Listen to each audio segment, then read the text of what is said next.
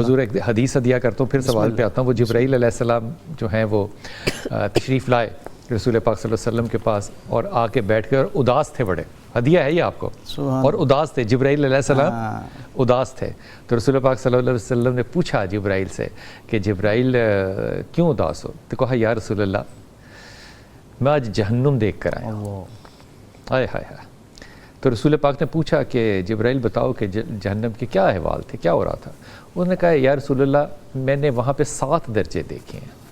جو سب سے گہرا درجہ ہے، یعنی کہ سب سے زیادہ خوفناک والا درجہ، 7واں درجہ جو ہے the lowest، اس میں منافقین ہیں اور وہ جل رہے ہیں.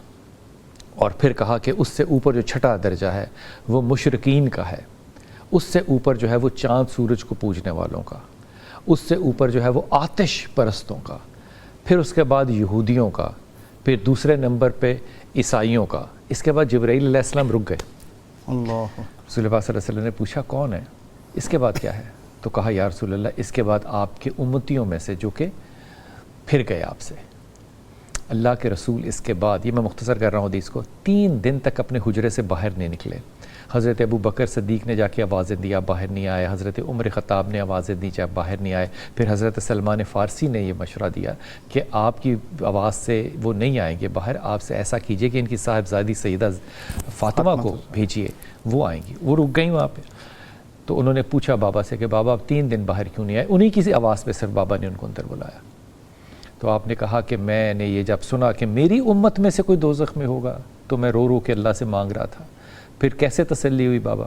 کہا کہ اللہ نے مجھے کہا، جبرائیل نے آ کے کہا کہ اے اللہ کے رسول، اللہ کہتے ہیں کہ تو رو نہ.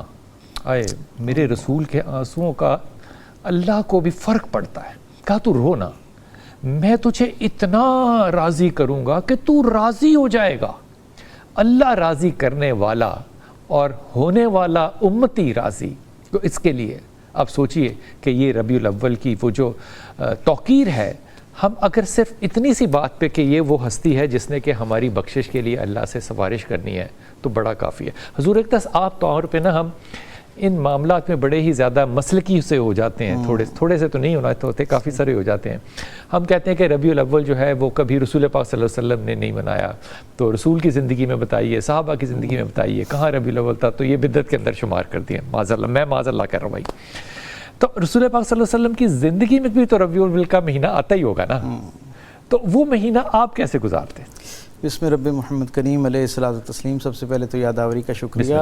اور ہمیشہ کی طرح آج کا یہ عنوان جو ہے یہ تو ویسے ہی جسے کہتے ہیں نا ایک سراپا نور، ہاں، اور دل سے دماغ کو جاتے سارے رستوں کو معطر کرنے والا عنوان ہے. اس پہ جتنی دیر بات ہو سرشاری کی کیفیت ہر آن اس میں برکت ہوتی رہتی ہے. اللہ آپ کی توفیقات میں ہر آن برکتیں عطا فرمائے. میرے کریم آقا کو اللہ نے اپنی مخلوق کے اندر عزتیں اور آسانیاں تقسیم کرنے